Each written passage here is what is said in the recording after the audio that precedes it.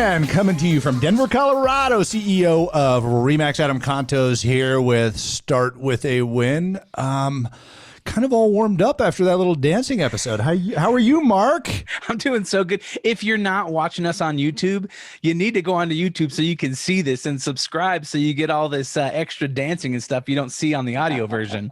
This is definitely not like, some professional dancer on... Yeah, we can't be America's Got Talent or something like that. Adam and Mark. Don't do what we're doing. So, hey, Mark, speaking of don't do what we're doing, there's a lot of stuff you need to be doing right now with the new year coming up. So we brought on my coach and one of the most amazing human beings that I know, Coach Jon Cheplak. Let's bring him into the show. How you doing, brother? Awesome. It is my privilege to hang out with you guys today.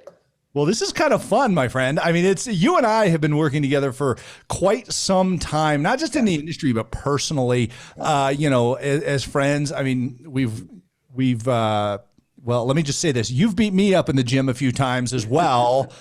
So, but I mean, we're good friends. Full disclosure, you and I this is not a stranger interview here. So we're going to dig deep today. What do you think about that, my friend? I think it's awesome. It's where we go every day, man. I love it. I love it. So, Jon, I mean, let's jump right into this. This is the end of 2020. We're in like the last 2 days of 2020 when this episode is released.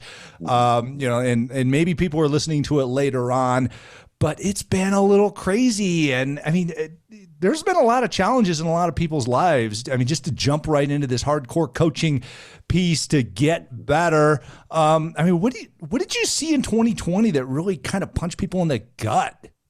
Well, I saw outside of no matter what, I mean, 54 years on this planet myself, I've had all kinds of experiences, and there's going to continue to be new experiences. And the experience or the dramas or traumas of our life, they're the most dramatic ones because they're right now, but how quickly we can forget. This has lingered a little bit, but here's what I've observed is I've observed with no judgment, because there was a point in time in my life too when I wasn't equipped, I wasn't armed, I had not stepped in through the doorways of true personal development. This was a year that allowed people to visit their deepest of waters. One of the things that you and I talk about more than any business strategy or tactic or anything is we discuss emotional intelligence, emotional maturity, interpersonal work, because what we both recognize, and probably why we get along so well, is that, the transaction isn't what this is all about. It's about a human experience. And so what I discovered is people that had not really done that deeper work, and then the people that had, and here's how it showed up. It's the way people showed up emotionally or did not show up emotionally, and how it had a ripple effect through their personal lives and their businesses that they were leading out. While understanding that each and every one of us has different circumstances as things show up, but we really all got exposed and got to learn a lot about people. Ouch. I mean, you're right. I mean, just look at all this emotion going on. And I mean, you've said it to me quite a few times. I've talked to you about different circumstances, different situations. And a lot of times you just throw one word out there, and that word is fear. I mean, you just kind of, and you work from a position of, you always call it, I'm a witness, not a judge. Yeah. And so many times people in society judge each other, and they throw emotion at each other by doing so, as opposed to just observing without judgment, being the witness. But you single out fear a lot as one of the things that drags people down. And we've had a lot of that thrown at us in 2020, and we need to get past that in order to really succeed in 2021. What advice do you have for people to move beyond? Well, the first thing that I would share with people, and it's a reminder that there are only two emotions. There's love and fear, and everything has its duality. But as you encounter fear, the quote that we've heard many times before, that which we resist will persist. Well, if we resist that thing we're afraid of, it's not going away. And so the first thing is embrace it. And the second thing to do is to take a look at the fact that if you really looked behind the curtain, you went to deeper levels of high performers, they have probably, and this may sound funny to people, they have more fear than people they outperform. But what they do is they constantly step through the doorway. They embrace it and they see it as opportunity. They see it as everything that I want is on the other side of this experience. What they also do, though, too, is they go to granular levels, and the reason that they have been able to grow where other people may get stuck is they discovered that their control was actually rooted in fear. And control is what typically is the cap on an organization, right? Trust equals capacity, right? And anything that we are trying to control is based in fear, yet power lies in what we no longer try to control. So it's all those different layers. And as you and I both know, in our conversations and the leaders that are friends of ours that are with Remax, is they pierce through that and visit that more than they do a system, a process, a technology, or a lead gen portal.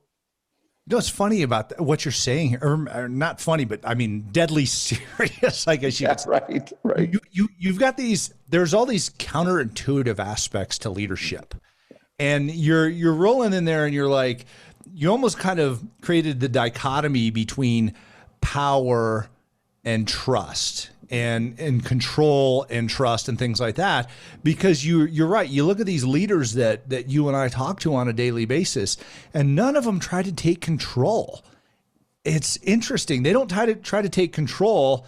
They're not trying to manage situations. They're leading people through transparency and love, and that's what creates that power. So 100%. We've got all these people that are trying to take control in society, control in whatever aspects of their life, and all they're doing is giving up their ability to succeed, right?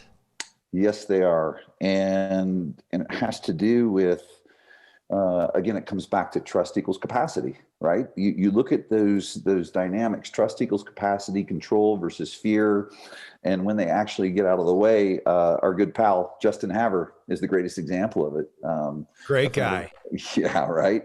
Runs a great operation, one of the best operators out there. And someone met him in New York, another one of our peers. And he texted me from New York in his first meeting of Justin. He said, you know, the first thing that he did is he didn't run up to me and tell me all the things that he's doing right.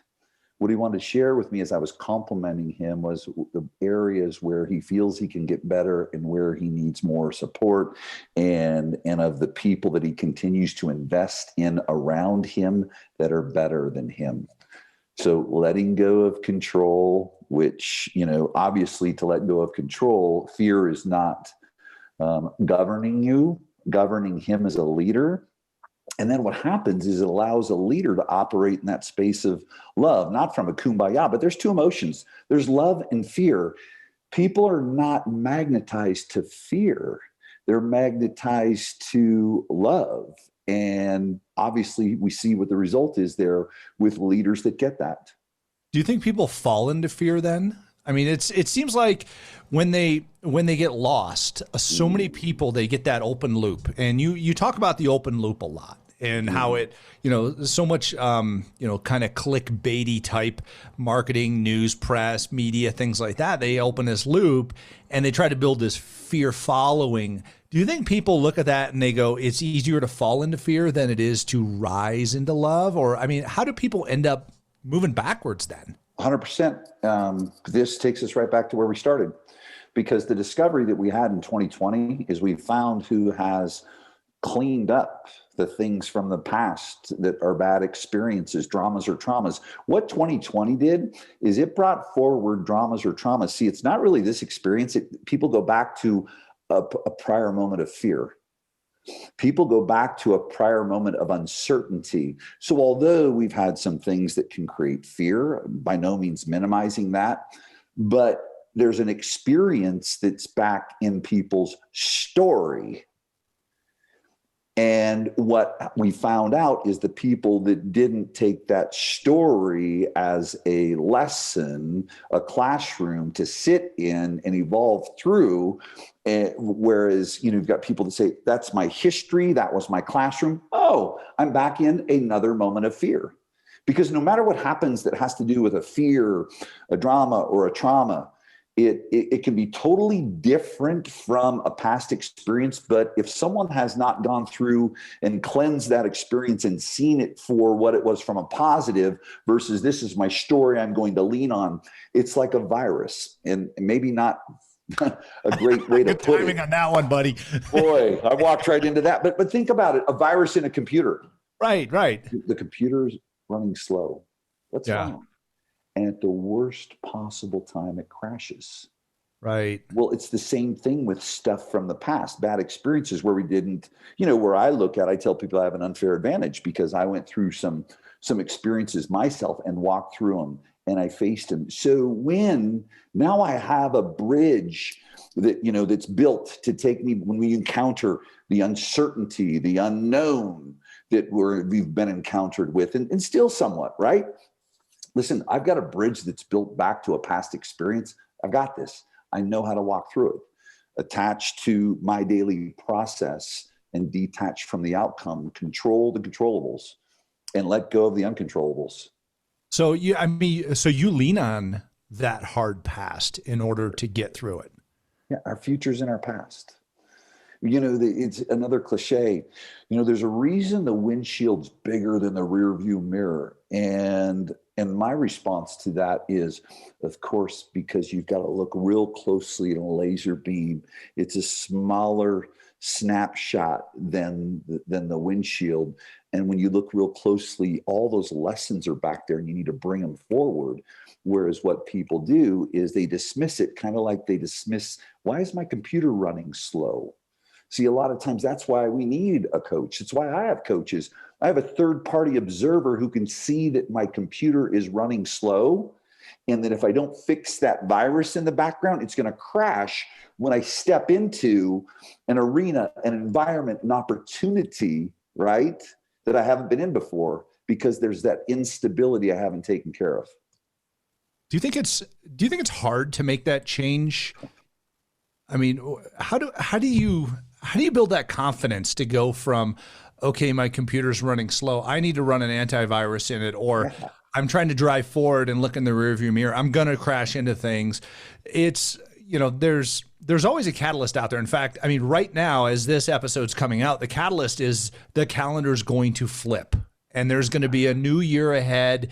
It's really not even a tangible thing, but it doesn't have to be a tangible thing in order for you to decide to personally make that change, is it?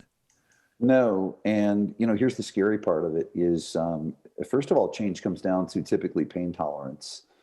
Whether you call it a catalyst, whether you call it pain, however you want to frame it. Alan Deutschman's book, Change or Die. I mean, amazing studies that they did on cancer patients and heart patients, and they compared it to someone doing their job. I mean, kind of rough, So what if you were faced with, if you don't do your job, you're going to die? Well, let us compare it to someone who goes into the oncologist or goes into the heart surgeon and says, listen, you better change this or you're going to die. And they've proven in that comparison that 95% of people won't make that change. They go within 1 year, they go back to the habits. So what does it take to make it happen? It is either hopefully you've had enough pain where you don't want to experience it anymore. And I'm not saying we want to inflict pain on people, but experiences that haven't worked, something that can be a catalyst. But here's what I found, Adam. I think that ultimately does it is that borrowed belief. And it's that finding and identifying with someone. If you're in a place of fear, go ask someone. And first of all, you've got to be humble, vulnerable, and transparent. It's a trait of all of the top leaders I work with. If you don't have that, then you're just not going to get through the fear factor. You can force your way through it. Forcing your way through it doesn't cause you to grow through it, so it's sustainable. So what you need to do is you need to go seek people that are doing more than you or where you want to be and ask them point blank, tell me about the scariest experience in business. Tell me about the scariest experience in life that you went through. Tell me about your self-doubts. Tell me about your imposter syndrome, because every top performer that operates from integrity experiences that. And what we have found in our group, the Elite Inner Circle, right, is it's the number one thing. We all gather on a Sunday, and my coaching calls go through the weekends. Wow, I'm not alone.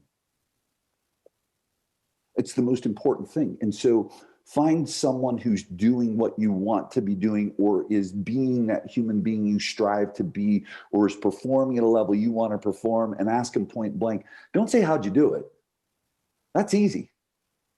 Ask them, what did you have to trudge through? What was the most challenging experience? What were your fears and frustrations? And listen closely to it, and then identify. And I'll tell you, if you listen closely to that story, you're going to find relatability. Find relatability with someone who's doing more. But you've got to be humble, vulnerable, and transparent, and let people know, I'm in a place of fear. I'm stuck. Were you ever there? Amazing. It's a very revealing feeling when you go through that. I mean, just you feel, I mean, first of all, you feel like the weight of the world is on your shoulders, and then you also feel like you've just lifted it off. And I tell people this one real quick, Adam. I tell them, but here's the bad news. I have an unfair advantage. I was forced into it because, you know, I went through my trials of 20 plus years of alcoholism where I hit that rock bottom. So it was out there. So I guess I have an unfair advantage, but I got to see the freedom that you get when it's out there, and that people will meet you where you're at as long as you show some willingness. So these people are not alone. Anybody who's going through failure the first thing you feel like is loneliness, right? Yeah. I mean, you feel like you're existing just by yourself and the world is stacked up against you. But the reality is everybody's going through this. I mean, you and I both go through taking control of this beast every single day. And we harness it instead of let the thing destroy us, but people let it destroy them. So, I mean, it's fascinating. This is not about necessarily business or success or whatever, but the results of it lead to successful business, successful life.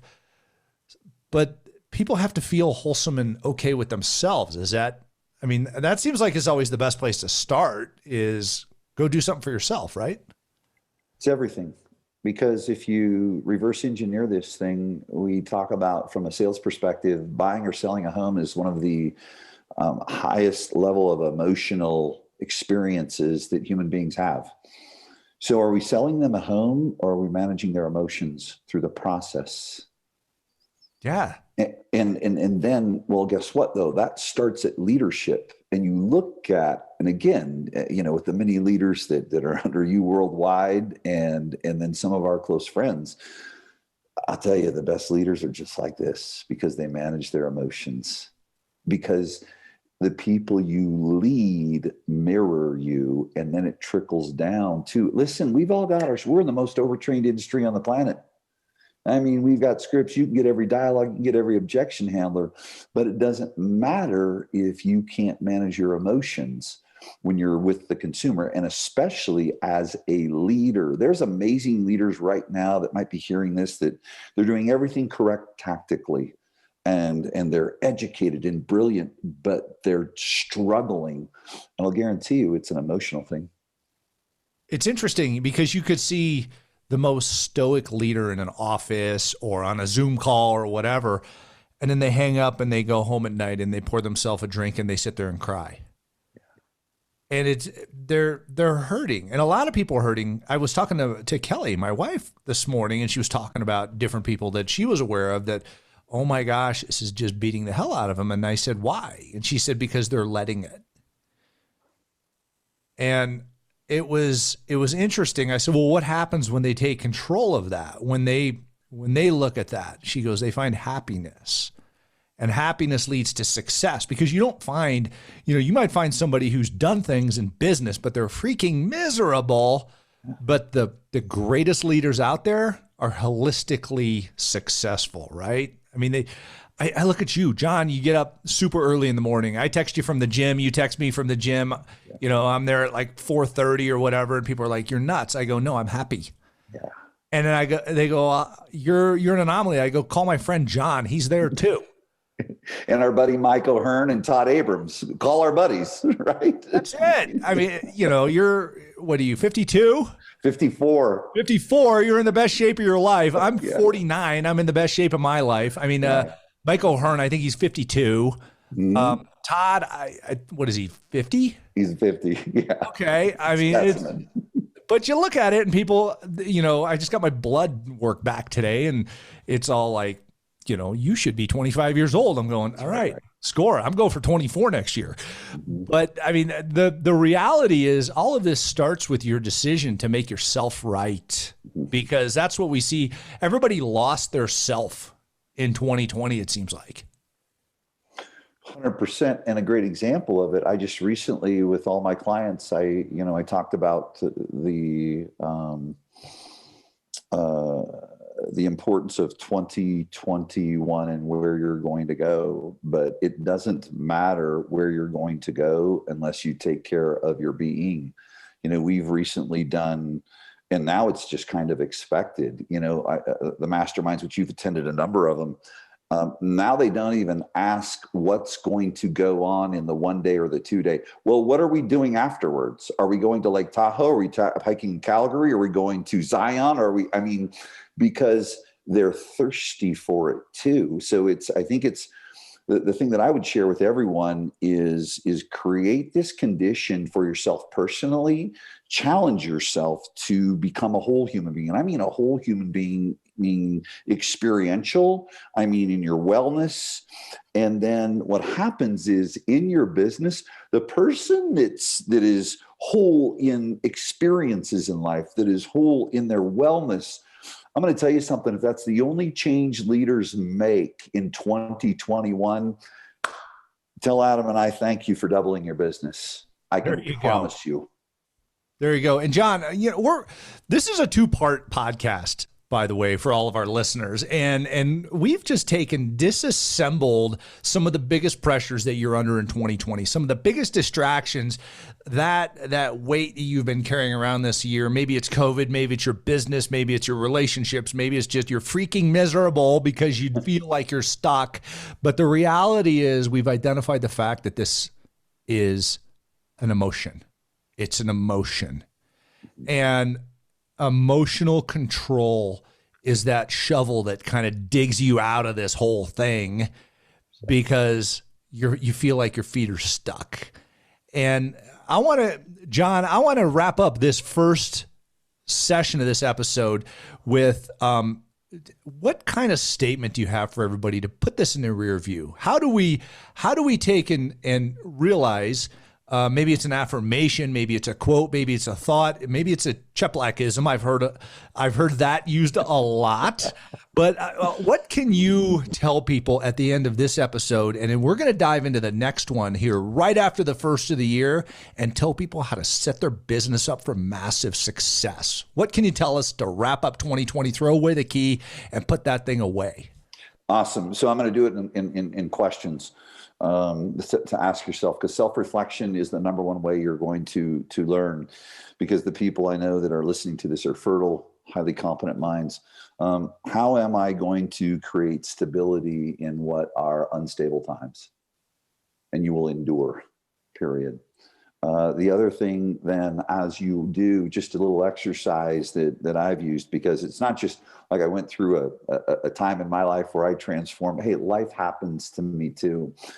Something that I shared with someone on a coaching call today that's going to a great leader, and we spend probably 75% of our time on interpersonal stuff with the leaders I work with than we do on the business side. Is as everything, if you're sitting in a spot and you're listening to this and into the future, and it's one of the greatest tools that was ever given to me. Anytime you hit a drama, a trauma, a challenge, or you're looking back on 2020, like with conviction, ask yourself this question: what is this here to teach me about me? What is it about this here in this current space and time is here to teach me about me? Every person that shows up in your life is for one reason: a teacher. Every experience that shows up in your life is a teacher.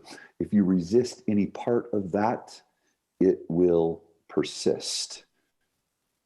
When you're open to it, you will evolve.